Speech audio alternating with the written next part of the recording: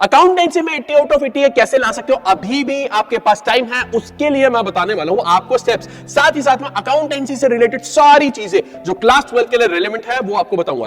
24 फरवरी को जो आपका पेपर है उसके लिए बहुत इंपॉर्टेंट इंफॉर्मेशन इसी वीडियो में आपको मिलने वाली है, तो ध्यान से सुनिएगा। देखो यहां पे मैं आपके सामने एक ब्लूप्रिंट प्रेजेंट कर रहा हूं अकाउंटेंसी का, जिसमें आपको मैं चैप्टर वाइज वेटेज बताऊंगा, आपको पास्ट ईयर एनालिसिस बताऊंगा, आपको साथ ही साथ में एग्जाम का स्ट्रक्चर बताऊंगा और एक जो प्रॉब्लम्स फेस करते हैं स्टूडेंट्स वो बताऊंगा और उसके सॉल्यूशंस भी। और सबसे ज्यादा इंपॉर्टेंट चीज, मैं आपको एक इंपॉर्टेंट चीज बताऊंगा कि 24 फरवरी को आपका अकाउंटेंसी का पेपर कैसा आने वाला है। बच्चों इस वीडियो के बाद आपको और कोई वीडियो देखने की जरूरत नहीं पड़ेगी। और भाई लोग मैं आपको इस बात का विश्वास दिला रहा हूं, ये वीडियो अपने आप में कॉम्प्रिहेंसिव है, इसके अंदर आपके हाई वेटेज चैप्टर्स भी कवर होंगे, एनालिसिस भी कवर होगा और 24 फरवरी को पेपर जो आने वाला है उसके लिए कैसे प्रिपेयर करें और कैसा पेपर आएगा सब बताऊंगा, ठीक है ना। तो सबसे पहले यहां पर बात करते हैं आपके पास आपका बोर्ड एग्जाम स्ट्रक्चर, फिर है आपके पास पास ईयर एनालिसिस, फिर चैप्टर वाइज वेटेज और फिर आखिरी में आपके पास स्टूडेंट प्रॉब्लम्स और उसका सॉल्यूशन। मैं बात करता हूं आपके बोर्ड एग्जाम स्ट्रक्चर की। तो आपका जो बोर्ड एग्जाम का स्ट्रक्चर होने वाला है वो किस टाइप का होने वाला है, ध्यान से सुनिएगा। तो यहां पर आपको मैं बताता हूं, तो आपके पास टोटल टाइम ड्यूरेशन कितना होगा, 3 आवर्स आपके पास राइटिंग टाइम होगा और प्लस मिनट आपके पास होंगे 15 रीडिंग टाइम, ठीक है ना। अच्छा, टोटल मार्क्स कितने होंगे, टोटल मार्क्स होंगे आपके पास 80। अच्छा जी, और टोटल नंबर ऑफ सेक्शंस कितने होंगे आपके पास, टोटल नंबर ऑफ सेक्शंस होंगे यहां पर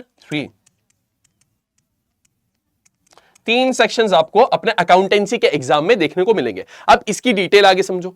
जो आपका accounting for partnership and companies है, मतलब बुक 1 और बुक 2, ये आपका कंपलसरी सेक्शन होगा, ये होगा आपका सेक्शन ए, ठीक है जी।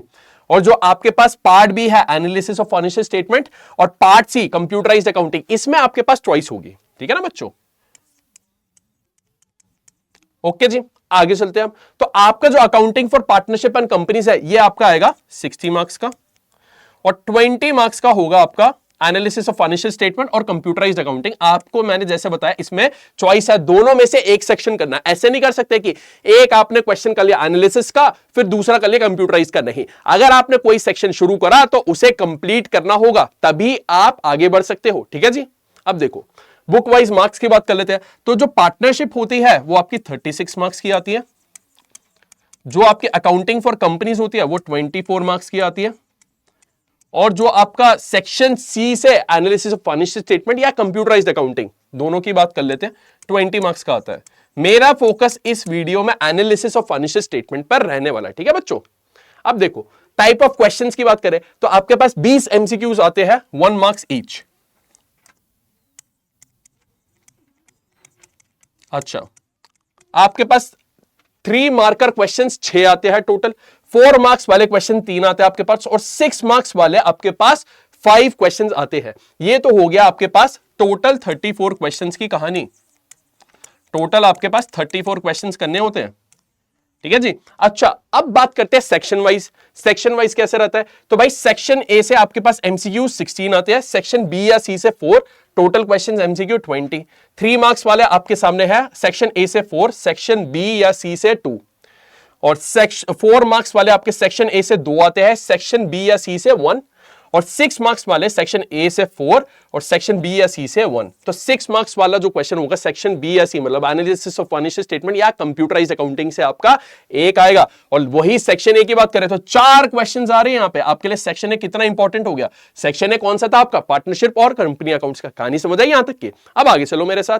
अब देखो यहां पे आपको पास्ट पेपर एनालिसिस बता रहा हूं बेटा। मैंने क्या करा है, मैंने 2023 का, 2024 का और 2025 का डिटेल्ड एनालिसिस करा है।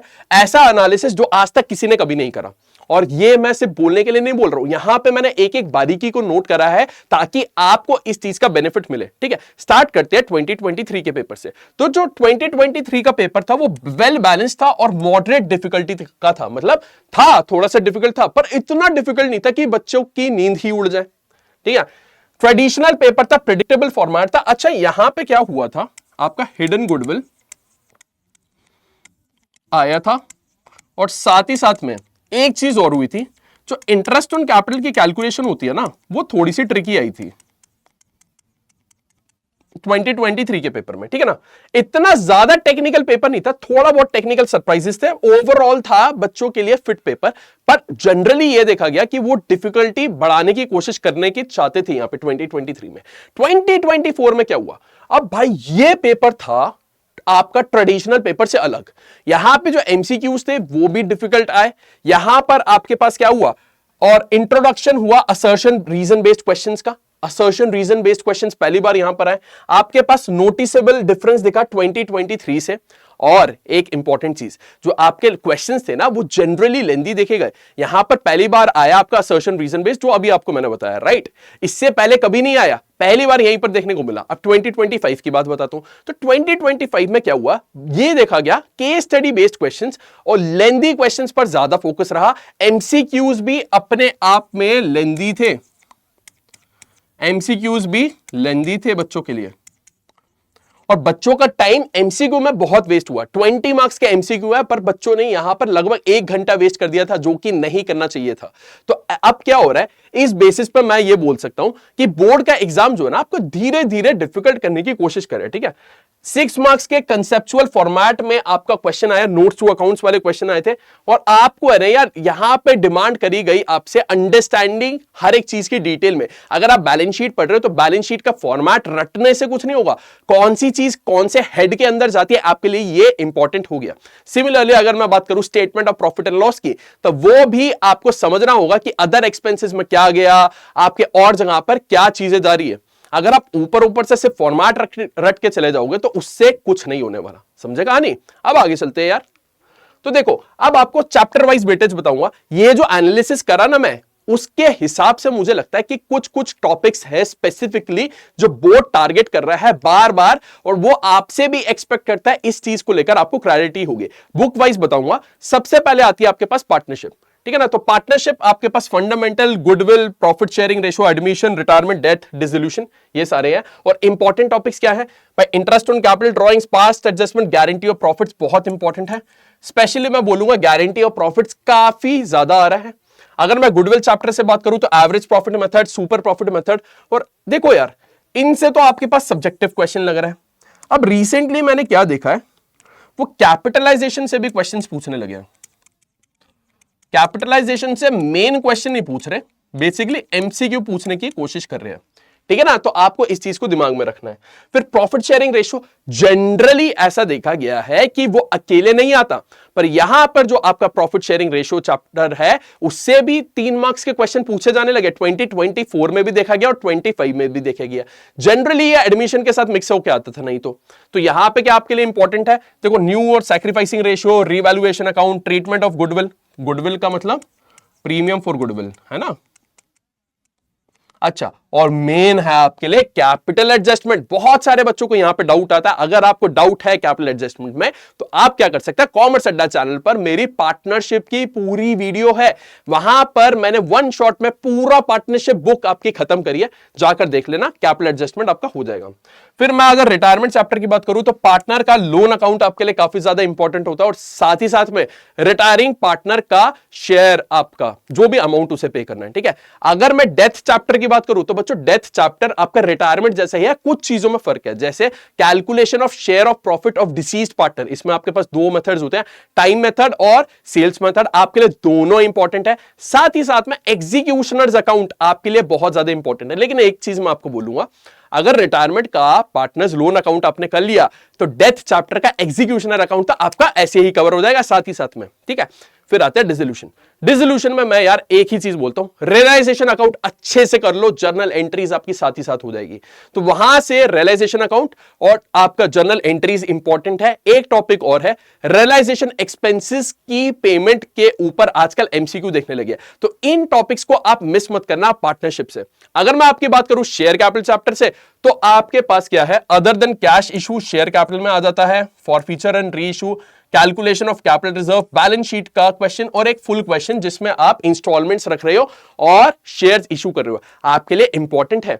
फिर मैंने बात करा डिबेंचर्स की, तो इंटरेस्ट ऑन डिबेंचर्स इंपॉर्टेंट होगा विद टर्म्स ऑफ रिडेम्पशन वाला, और अदर देन कैश जहां पे आप डिबेंचर्स अलग अलग केसेस में इशू कर रहे हो, ये इंपॉर्टेंट हो गया। अभी तक की कहानी समझ आई? अब देखो बच्चों, तुम्हें अगर अच्छे मार्क्स लाने ना यार, तो ये इंपॉर्टेंट टॉपिक्स तो करके ही जाना, साथ ही साथ में पेपर्स भी सॉल्व करना, ठीक है ना? तो घबराओ मत, सारी प्रिपरेशन तुम्हारी बढ़िया होगी। आगे देखो यार मेरे साथ, अगर मैं बात करूं analysis of financial statement chapter की आपके बुक की, तो आपके पास 5 चैप्टर्स हैं। सबसे ज्यादा ध्यान जो देना आप रेशियोज पर देना और कैश फ्लोज पर देना। उसके बाद जब टाइम बचे तो इन पे आना। तो पहले रेशियो से शुरू करना। आपके पास सॉल्वेंसी और टर्नओवर यहां पर इंपॉर्टेंट है, साथ ही साथ में आइडियल रेशियोज। आइडियल रेशियोज कौन सी होती है? अरे मतलब परफेक्ट रेशियो जो होती है आपकी, करंट रेशियो की, क्विक रेशियो की, डेट टू इक्विटी रेशियो, ये तीनों की देख लेना, ठीक है। आपका कैश फ्लो में क्या है भाई, आपको पता ही है, ऑपरेटिंग एक्टिविटीज का इनडायरेक्ट मेथड और इन्वेस्टिंग आपके लिए इंपॉर्टेंट है। बाकी तीनों चैप्टर्स में आपके पास ये कहानियां हैं, ठीक है। तो ये थे हाई वेटेज टॉपिक्स आपके लिए, किसके? अकाउंटेंसी के। अब आगे चलते हैं, आगे की कहानी देखते हैं एक बारी। अब देखते हैं स्टूडेंट्स की प्रॉब्लम, क्या क्या प्रॉब्लम्स आती है स्टूडेंट के पास।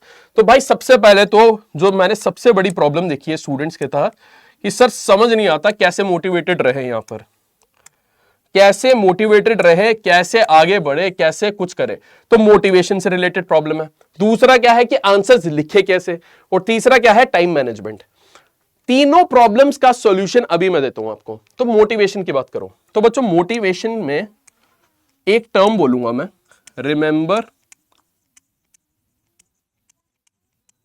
Why are you studying. हमेशा याद रखो क्यों पढ़ रहे हो। आपका सपना क्या है? आपके ड्रीम कॉलेज में पहुंचना। तो जब भी पढ़ने का ना मन करे, याद रखना आपने पढ़ाई क्यों शुरू करी थी। क्यों? क्योंकि आपको अपनी जिंदगी बेटर करनी है। आप यहां से उठना चाहते हो, जो भी आपकी परिस्थितियां हैं उससे इंप्रूव कैसे करोगे? जब आप अपनी पढ़ाई आज अच्छे से करोगे। तो जब भी आपका पढ़ाई छोड़ने का मन करे, दिमाग में एक चीज याद करना कि आपने पढ़ाई एक्चुअली में शुरू क्यों करी थी। अपने माता पिता का चेहरा देखना और देखना कि आप उनकी जिंदगी यहां से इंप्रूव करना चाहते हो। यह चीज दिमाग में रखोगे तो मोटिवेशन से रिलेटेड प्रॉब्लम नहीं आएगी। कोई भी डाउट आता है यार, मेरे को रीच आउट करो। मैं आपको अभी अपना टेलीग्राम का लिंक भी दिखा दूंगा, वहां पे मेरे को रीच आउट कर लेना। कोई भी दिक्कत हो मोटिवेशन से रिलेटेड, कोई पर्सनल प्रॉब्लम्स रिलेटेड, आप मुझसे डिस्कस कर सकते हैं, ठीक है। दूसरी प्रॉब्लम जो बच्चों के साथ आती है वो आंसर्स कैसे लिखें। तो बच्चों देखो सिंपल सी बात है, आपको एक तो अपने कैलकुलेशन पर फोकस करना है, दूसरा आपको फॉर्मेट्स पर फोकस करना है, और तीसरा आपको अपनी क्लीनिनेस में।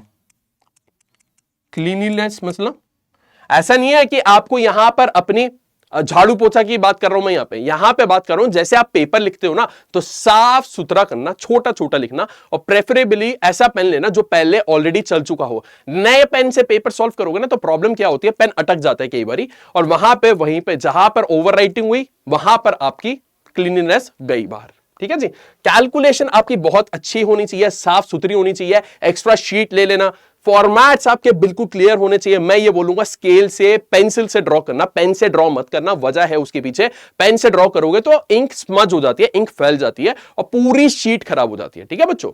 अब यहां पे टाइम मैनेजमेंट, यार ये बहुत इंपॉर्टेंट चीज है, क्योंकि अकाउंटेंसी में क्या होता है, बच्चों को कॉन्सेप्ट सारा आता है, तब भी वो पेपर ढंग से नहीं कर पाता। क्यों नहीं कर पाता? क्योंकि वो टाइम पे कंप्लीट नहीं कर पाता, प्रैक्टिस ही नहीं है लिखने की। तो यहां पे मैं आपको बोलूंगा स्टार्ट करो हमेशा एमसीक्यूज से।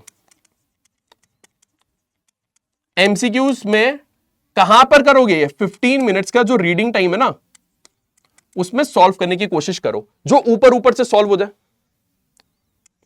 ठीक है जी। फिर उसके बाद आप कोई भी पैटर्न फॉलो कर सकते हो। कुछ टीचर्स बोलते हैं कि भाई आप 3rd मार्क्स से करो, कोई 4 मार्क्स वाले, कोई 6 मार्क्स वाले। मैं ये बोलता हूं जो आपको कंफर्टेबल लगे वैसे करो।